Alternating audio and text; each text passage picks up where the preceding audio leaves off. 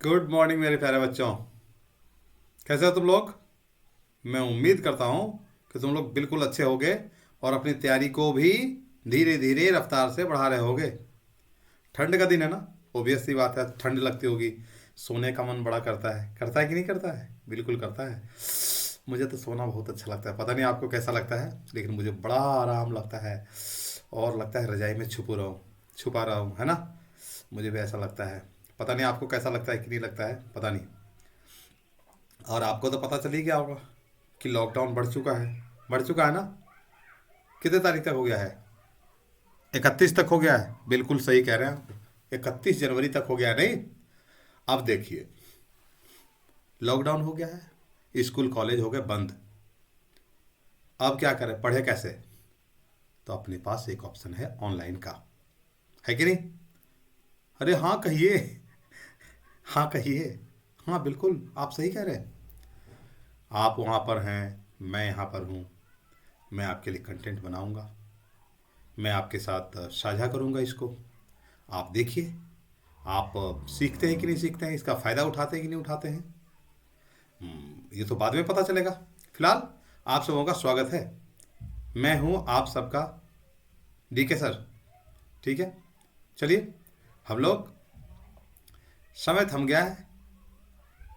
School college भले बंद हो चुके हैं, लेकिन ये समय कभी देखा आपने थमते हुए? नहीं, समय नहीं थमता। ये अपनी रफ्तार से चलते रहते हैं। इसलिए मैं भी आपसे कहता हूँ, आप भी न थमिए। क्योंकि देखिए, कलाम साहब के बारे में आज हम लोग पढ़ने जा रहे हैं। उन्होंने कहा था, इंतजार करने वालों को सिर्फ उतना ही मिलता है। इंतजार करने वालों को सिर्फ उतना ही मिलता है जितना कोशिश करने वाले छोड़ देते हैं। समझ रहे हैं? ये कलाम साहब का बड़ा ही प्रसिद्ध कोटेशन है, वाक्य है। समझ रहे हैं आपको? आप इन चीज़ों को प्रॉपर समझिए मेरे प्यारे बच्चों। और अब आप स्टार्ट करिए। देखिए, सबसे पहले हम लोग डॉक्टर एपीजे अब्दुल कलाम के बारे में आपसे दो चार बात कहते हैं आपसे, है ना। एकदम मोटी मोटी बातें आप जानिए। सबसे पहले, आपको पता है, इनको मिसाइल मैन ऑफ इंडिया कहा जाता है। भारत अगर आज दुनिया में इतना ताकतवर देश है, तो इसके पीछे इनका बहुत बड़ा योगदान है। बहुत बड़ा कंट्रीब्यूशन है कलाम साहब का। ठीक है। दूसरा, ये 11th प्रेसिडेंट ऑफ इंडिया भी हुए 2002 से लेकर 2005 2007 के बीच में, है ना। ये भारत के राष्ट्रपति रहे, है ना। और साथ ही साथ आपको ये पता चलेगा, इनका व्यक्तित्व इतना सरल सच्चा और बढ़िया था। जब ये जब इन और अंतिम सांस भी कब लिए पता है? शिलोंग के एक यूनिवर्सिटी में ये भाषण दे रहे थे। भाषण नहीं दे रहे, मतलब एक एजुकेशनल सेमिनार में वहाँ पर पहुँचे हुए थे। और बताते बताते वहाँ वो गिर गए। गिरने के बाद जो है, फिर उनको हॉस्पिटल ले जाया गया। और फिर वो अंतिम डोर थी। और मैं आपको बताऊं, मेरा ये सौभाग्य है कि मुझे कलाम साहब से दिल्ली के प्रगति मैदान में मिलने का मौका मिला। इतने अच्छे स्वभाव के थे ये। हम लोगों ने कहा कि सर एक फ़ोटो। अच्छा photo, come come come please कम। हम लोग इकट्ठे हुए और इन्होंने हम लोगों को फ़ोटो लेने दिया अपना। और फिर लास्ट में कहा, हो गया। हम तब उस दिन मुझे एहसास हुआ बच्चों, कि एक बड़े पद पे बैठा हुआ व्यक्ति कितना सच्चा, कितना सीधा, कितना जेंटल हो सकता है। ये मैंने कलाम साहब को देखा था। समझ गए? तो चलिए, आप भी इनसे इंस्पिरेशन लेते हुए, इनसे प्रेरणा लेते हुए आगे बढ़ने की कोशिश करिए। रुकिए मत। जीवन चलने का नाम है। अगर आप चलते रहते हैं तो धीरे धीरे भी चलेंगे तो मंजिल तक पहुंचेंगे। लेकिन अगर आप डीरेल हो जाएंगे, बेपटरी हो जाएंगे, तो आप स्टेशन तक कभी नहीं पहुंच सकते हैं। समझ रहे हैं? चलिए शुरू करिए। माई चाइल्डहुड, इसमें हम लोग क्या पढ़ने वाले हैं पता है? हम लोग कलाम साहब के बचपन की बातें जानने वाले हैं।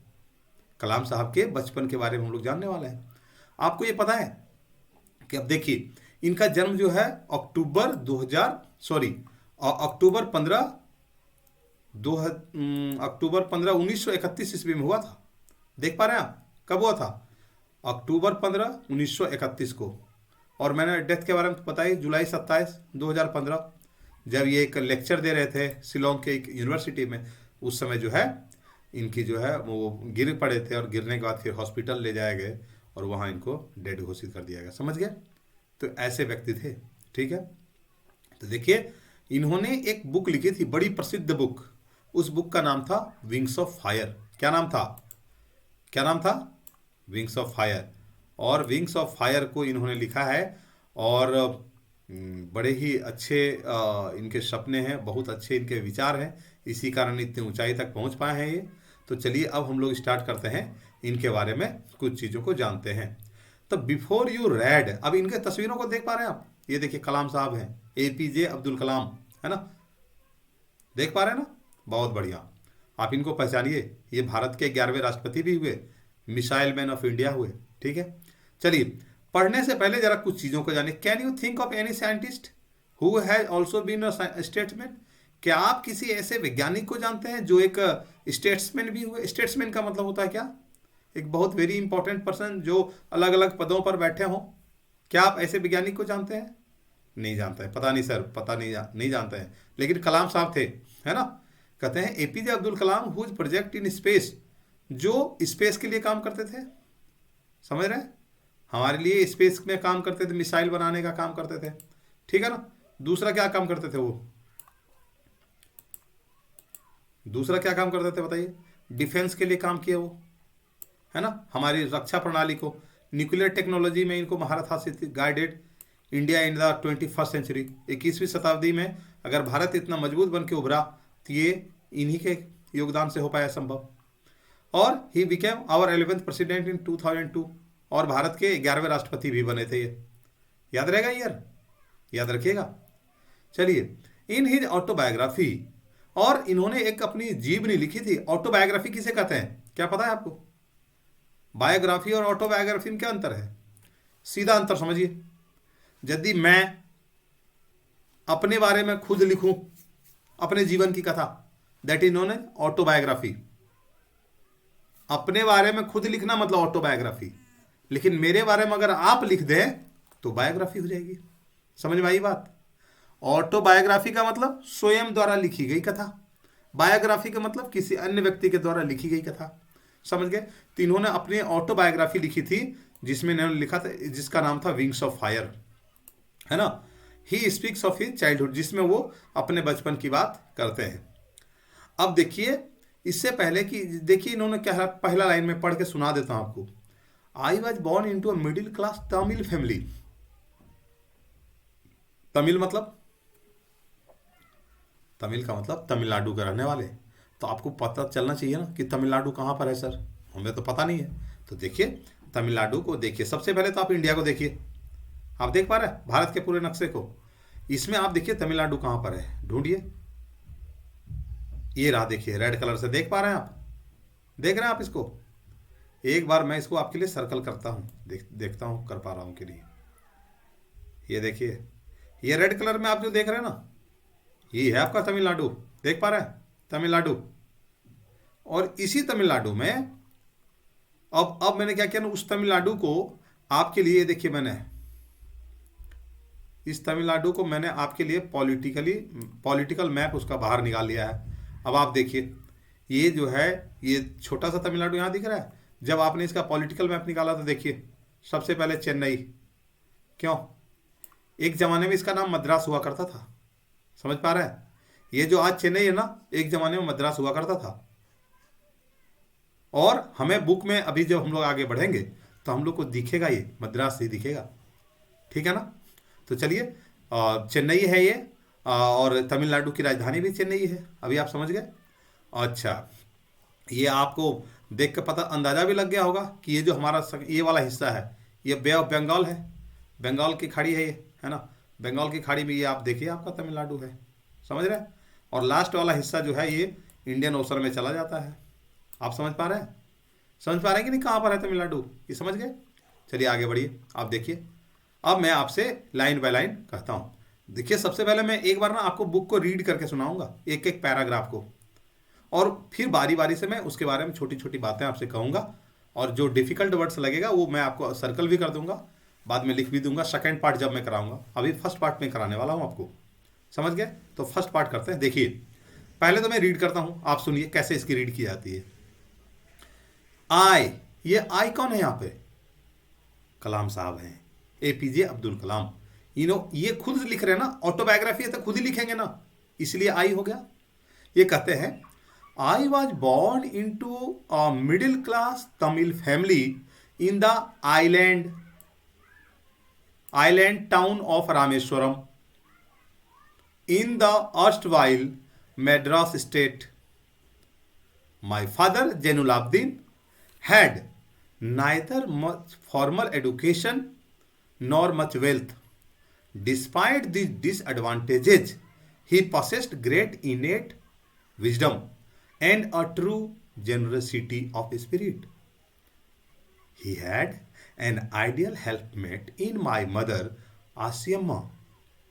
I do not recall the exact number of people she fed every day, but I am quite certain that far more outsiders ate with us than all the members of our own family put together. अब देखिए इसका मतलब, आपको समझ में आ रही reading? जिनको reading में दिक्कत आती है वो आराम आराम से इसको सुनिएगा, स्लो स्पीड में, ठीक है ना? देखिए अब पहले लाइन का मतलब क्या होता है। I was born into a middle class Tamil family. अब देखिए बॉर्न का मतलब होता है जन्म लेना। बॉर्न का मतलब क्या होता है? जन्म लेना। I was born into a middle class Tamil family, मेरा जन्म हुआ था एक मिडिल क्लास तमिल फैमिली में। तमिल फैमिली का मतलब आपको पता है, तमिलनाडु में रहते थे ये, इसलिए मिडिल क्लास तमिल फैमिली इनका परिवार था, है ना, मिडिल क्लास था। और वहीं पे इनका जन्म हुआ था। कहाँ पे? In the island town of Rameswaram. Island town of Rameswaram. तो जो आइलैंड, आइलैंड किसको कहते हैं? आइलैंड का मतलब जैसे मान लीजिए आपका बना हुआ है ना, अगर चारों ओर ये पानी से घिरा रहेगा, है ना, देख पा रहे हैं, इसके चारों ओर वाटर है, चारों ओर वाटर है और बीच में ये स्पेस है, उसको आइलैंड कहते हैं। Island town, island town Rameswaram में इनका जन्म हुआ था। इन द अर्स्टवाइल, अर्स्टवाइल का मतलब होता है पहले, इसको कहा जाता था मद्रास स्टेट। जिसको आज हम लोग तमिलनाडु स्टेट कर रहे हैं ना, वो एक जमाने में मद्रास स्टेट हुआ करता था, मद्रास, ठीक है ना। आज उस मद्रास का नाम भी चेन्नई कर दिया गया, आप समझ पा रहे हैं? तो कहते हैं कि मेरा जन्म जो है आइलैंड टाउन, द्वीपीय शहर रामेश्वरम में हुआ था, जिसे पहले मद्रास राज्य के नाम से जाना जाता था, एक मध्य वर्गीय तमिल परिवार में। समझ गए? मध्यम वर्गीय तमिल परिवार में मेरा जन्म हुआ था। किनके शब्द हैं? कहाँ खो गए? हेलो, ध्यान दीजिए। ये कहते हैं कि मेरा जो जन्म हुआ था वो द्वीपीय शहर जिसका नाम था रामेश्वरम, एक मध्यम वर्गीय परिवार में मेरा जन्म हुआ था। कहते हैं माय फादर। अब देखिए इन्होंने अपने फादर का नाम बताया, कहा कि जैनुलाब्दीन। इनके फादर का नाम क्या है? जैनुलाब्दीन। ये क्या कर रहे हैं? मेरे फादर का नाम था Jainulabdeen. Had neither much formal education, उनके पास फॉर्मल औपचारिक शिक्षा भी नहीं थी। कम कम थी, मतलब नहीं थी का मतलब ये बिल्कुल नहीं थी ऐसी बात नहीं है, उनके पास औपचारिक शिक्षा कम थी, है ना। नॉर मच वेल्थ, ना ही उनके पास बहुत अधिक पैसे थे, ना एडुकेटेड थे, ना उनके पास धन था। समझ पा रहे हैं आप? ना एडुकेटेड थे बहुत ज़्यादा, ना ही उनके पास धन था।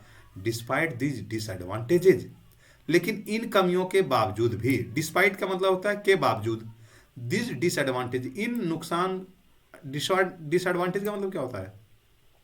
कमी, है ना। इन घाटा के बावजूद भी ही पसेस्ड ग्रेट इनेट विजडम, उनके अंदर एक ग्रेट विजडम थी। इनेट विजडम, इनेट का मतलब इनबॉर्न क्वालिटी, मतलब बच्चे जो पैदा होता है ना, हर समाज में जो भी बच्चा जहाँ भी जन्म लेता है ना, उसके अंदर कुछ एक स्वतः क्वालिटी आ जाता है, एक स्वतः गुण हो जाता है, उसको इनेट क्वालिटी बोलते हैं। क्या बोलते हैं? आंतरिक गुण, है ना, जो पैदाशी उसे मिलता है ना। तो कहते हैं कि उनके जो फादर थे बचपन से ही बहुत ही बुद्धिमान थे, and true generosity of spirit, और सच्चे हृदय के व्यक्ति भी थे। एक तो अंदर बुद्धिमता भी थी और सच्चे दिल के व्यक्ति थे, ठीक है। He had an ideal helpmate in my mother, और उनके ना एक आदर्श साथी थी। हेल्पमेट का मतलब था साथ देने वाला। इन माई मदर, जो कि मेरी माँ के रूप में थी, जिसका नाम था आसिम माँ। चलिए अब आसिम माँ का देख लीजिए आप, इसको मैं सर्कल ये कर देता हूँ। पिता का नाम जैनुलाब्दीन, माता का नाम आसिम माँ। समझ गए? अच्छा, जन्म कहाँ पर हुआ था इनका? रामेश्वरम में। कहाँ पे हुआ था? रामेश्वरम में, ठीक है ना। पहले इसको किस नाम से जाना जाता था? जहां आज इनका जन्म हुआ था तमिलनाडु का मैड्रास स्टेट के नाम से जाना जाता था। ठीक है, चलिए आगे देखिए। I do not recall the exact number of people, मुझे अच्छे से याद नहीं है कि कितने लोग रोजाना, exact number of people she fed every day, वह जो है मेरी माँ बाहरी लोगों को खिलाया करती थी। एग्जैक्ट नंबर मुझे याद नहीं है, हाँ, but I am quite certain, लेकिन मैं इतना निश्चित तौर पे कह सकता हूं that far more outsider ate us than all the member of our own family, कि उतने लोग जरूर खाते थे जितना हम पूरे परिवार में जितने लोग मिलकर खाना नहीं खाते थे ना, उससे ज्यादा बाहरी लोग हमारे यहाँ रोज खाना खाया करते थे। इसका मतलब क्या, समझ जाइए, उनकी माता जी बहुत ही सहृदय, बहुत ही दयालु, बहुत ही उदार महिला थी, जो अपने घर के लोगों से ज्यादा खाना, आप समझ जाइए, खाना खिलाने का मतलब खाना बनाना भी पड़ेगा, इसका मतलब बहुत ही मेहनती भी थी और बहुत ही दया रखती, दयालुता उनके अंदर थी, जिसके कारण वो बाहरी लोगों को भी खिला पाती थी। रोज, एक दिन की बात नहीं है, रोज खाते थे लोग। अब पहले दूसरे पैरा को देखिए, मैं एक बार पढ़ देता हूं। I was one of many children, और मैं अपने भाई बहनों में एक बंदा था, एक बच्चा था। A short boy with rather undistinguished look, एक छोटे से कद का, शॉर्ट बॉय का मतलब छोटे से कद का लड़का। कैसा वो लड़का है, बोल रहा है कि मैं एकदम छोटे कद का लड़का था। विथ रादर अनडिस्टिंग्विश्ड मतलब सबसे भिन्न, सबसे अलग, हमारी जो लुक थी ना वो सबसे अलग था हम सभी भाई बहनों में से। Born to a tall and handsome parents, मेरे माता और मेरे पिता दोनों ही हैंडसम थे, टॉल थे, लंबे थे, लेकिन मैं ना शॉर्ट हाइट का रह गया। अब शॉर्ट हाइट का मतलब 3.5 फीट का नहीं हुआ, शॉर्ट हाइट का मतलब जैसे उनके मदर फादर थे उसके हिसाब से उनकी हाइट कम रह गई, है ना।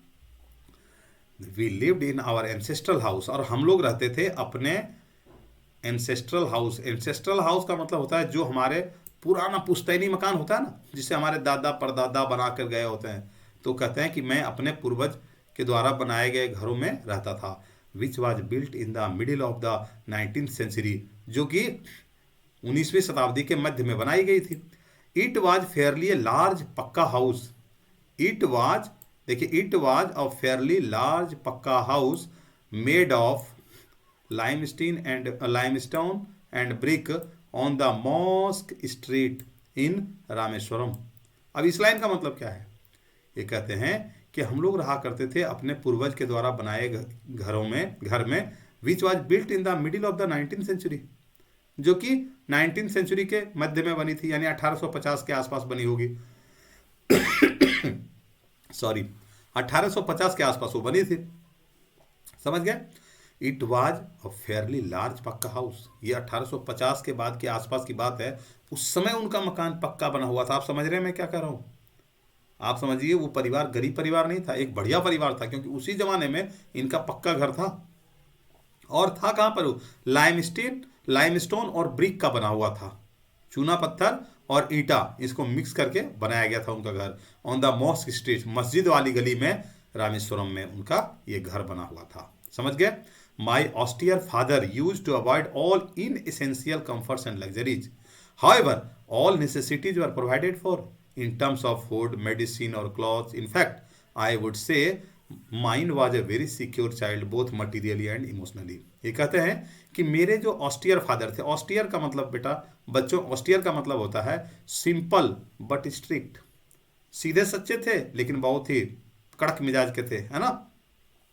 कहते हैं father used to avoid all inessential, मतलब जो अनावश्यक भोग विलासिता की वस्तु थी उसको अवॉइड करते थे, जो जरूरत की चीजें थी वो सारी चीज हमारे पास थी। जैसे कि वो कह रहे हैं कि जो कंफर्ट्स और लग्जरी थे, अनएसेंशियल वाला मतलब जो अनावश्यक थी उसके ऊपर वो केयर नहीं करते थे जरा सा भी, है ना। However all necessities were provided, हमारी जितनी नेसेसिटीज का मतलब जरूरत होती है, समझ रहे ना।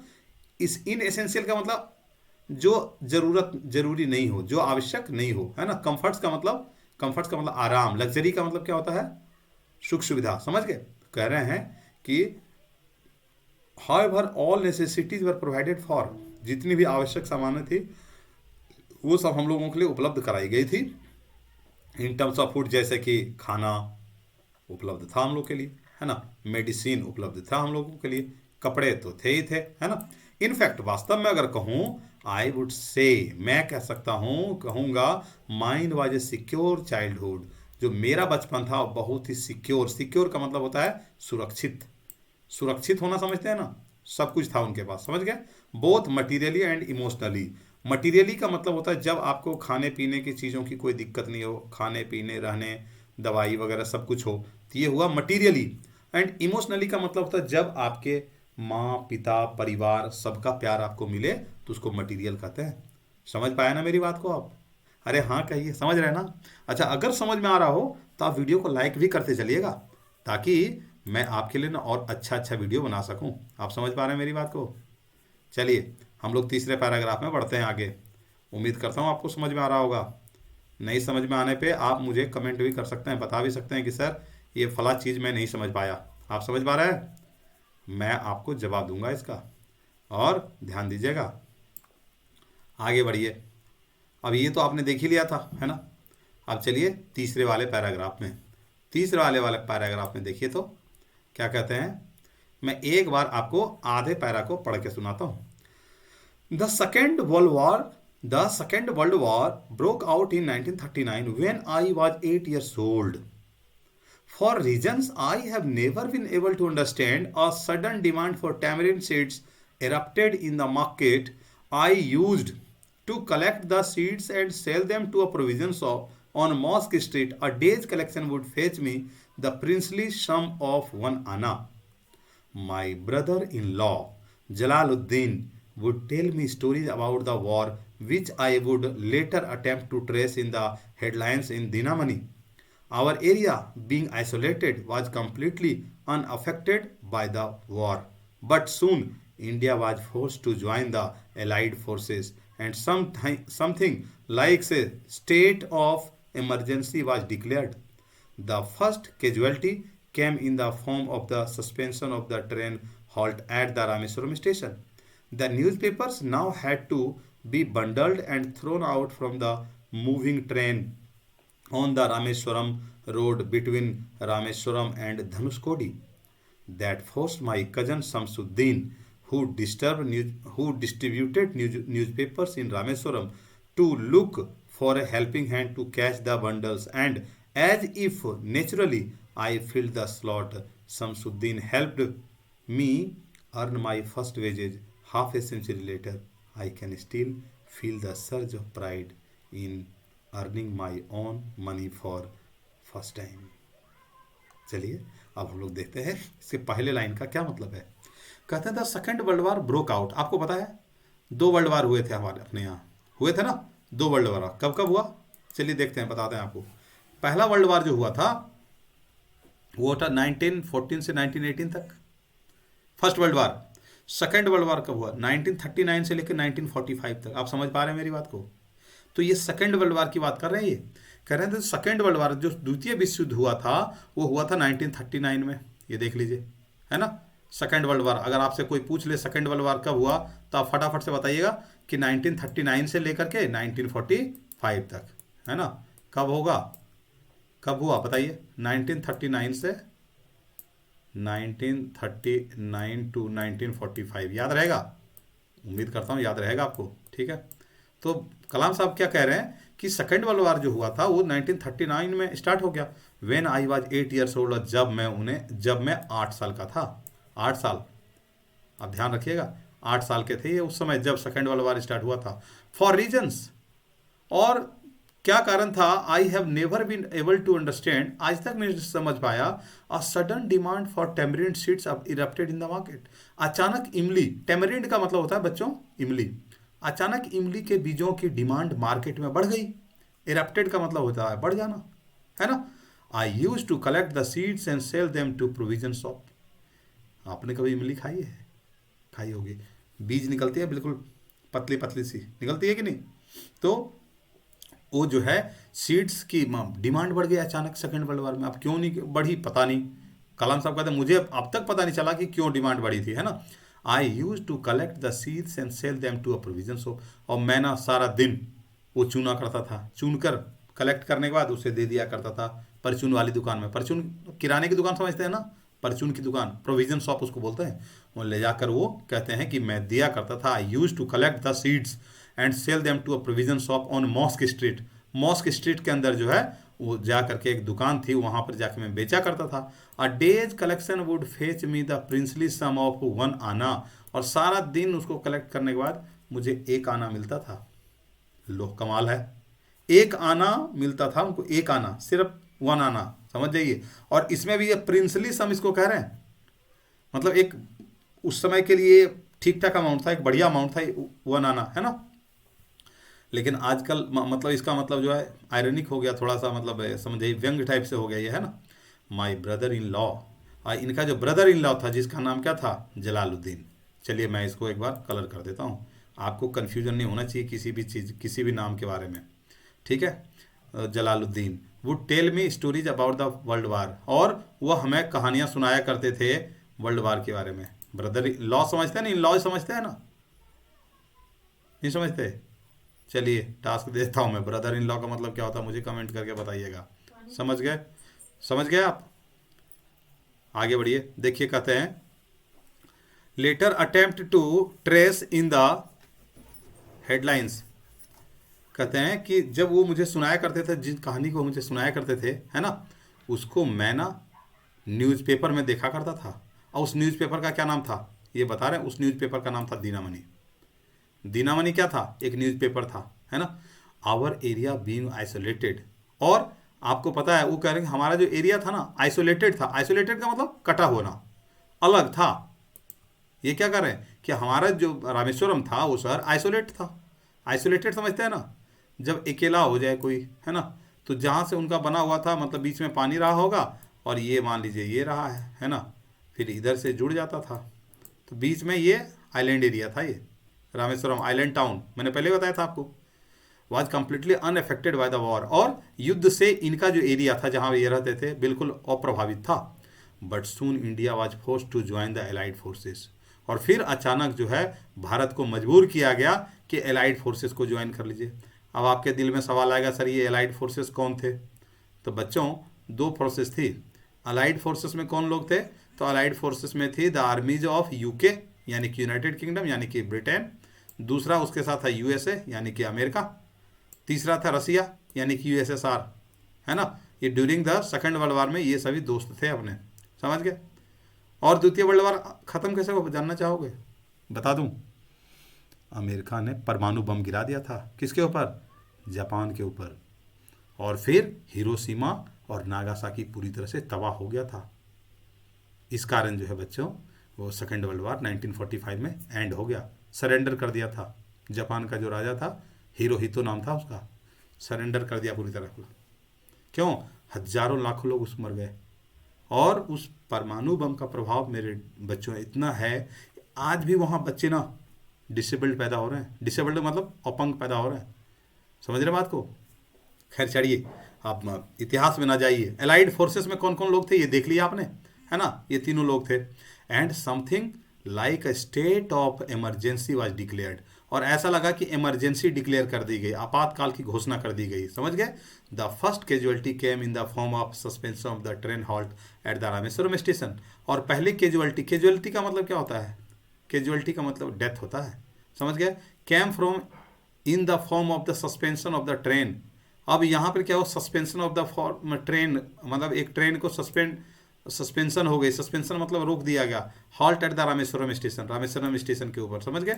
The newspaper now had to be bundled and thrown out from the moving train on the Rameswaram road between Rameswaram and Dhanushkodi. अब क्या हुआ ऐसा मामला कि उनका जो एक कजन था, है ना, वो तो न्यूज़पेपर जो थे यानी कि अखबार जो था, now had to be bundled, अब उसको करना था, बंडल करना था और फेंकना था out from the moving train. चलती हुई ट्रेन से उन न्यूज़पेपर्स के बंडल को फेंकते जाना था, है ना, moving train on the Rameswaram road. Rameswaram road में किसके किसके बीच में, Rameswaram road between Rameswaram and Dhanushkodi. ये दो स्पेस को, दो प्लेस को आप याद रखिएगा, है ना। कौन कौन सा, रामेश्वरम और धनुषकोडी, इन दो जगहों पे के बीच में जो है पेपर का बंडल करना था और फेंकना था। That forced my cousin Shamsuddin who distributed newspaper in Rameswaram, जिसने मेरा जो चचेरा भाई था, यानी कि कजन, जिसका नाम शमसुद्दीन था, चलिए मैं इसको भी अंडरलाइन एक बार बोल्ड कर देता हूँ।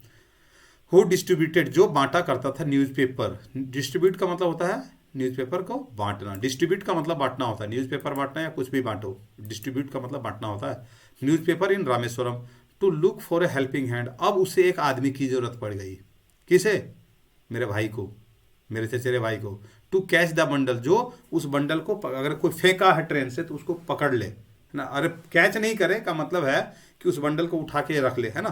तो एक आदमी की जरूरत पड़ गई। कहते हैं as if naturally I feel the slaughter, मैं उसके लिए सबसे फिट बंदा हो गया और मैं वो काम करने लग गया। Slot Shamsuddin help me earn my first wage, और शमसुद्दीन यानी उनका जो चचेरा भाई था उसने इनको पहली इनकम कराने में मदद की थी। कहते हैं हाफ ए सेंचुरी, आज 50 वर्ष बाद भी आई can still feel the surge of pride. उस पैसे, वो पहला पैसा जो मैंने कमाया था, वो आज भी मुझे बड़ा ही एहसास, अच्छा एहसास देता है, गर्व महसूस होता है। मेरी पहली कमाई 50-60 सालों के बाद भी, समझ रहे हैं ना। तो कहते हैं कि Shamsuddin help me earn my first wages, पहली यानी पहली कमाई करने में मेरे कजन ने मेरी मदद की थी, जिसका नाम शमसुद्दीन था। एंड कहते हैं half a century later I can still feel the surge of pride in earning my own money, और मैं पहली बार जब पैसा कमाया था उसकी जो फीलिंग होती है, उसका जो एहसास है, वो एहसास आज भी हमारे पास बरकरार है ना। चलिए, तो मुझे उम्मीद है कि आपको यह पहला हिस्सा इंट्रोडक्शन के साथ पता चल गया होगा और समझ में आ गया होगा। अब मैं आपको मिलता हूँ सेकेंड पार्ट में, है ना। सेकेंड पार्ट में मिलूँगा, वो फाइनल पार्ट होगा, और जो बाकी स्टोरी बची है मैं आपको कंप्लीट कराता हूँ, ठीक है। चलिए, तब तक मिलता हूँ मैं अगले पार्ट में। अगर वीडियो पसंद आ रहा हो तो आप लाइक ज़रूर करें, मैं भी तो देखना चाहता हूँ आपको वीडियो पसंद आ रहा है कि नहीं। आपकी लाइकिंग से ही ना मुझे पता चलेगी कि आपको पसंद आ रहा है कि नहीं, समझ में आ रहा है कि नहीं, ठीक है। तो चलिए, मैं मिलता हूँ आपको अगले वीडियो में।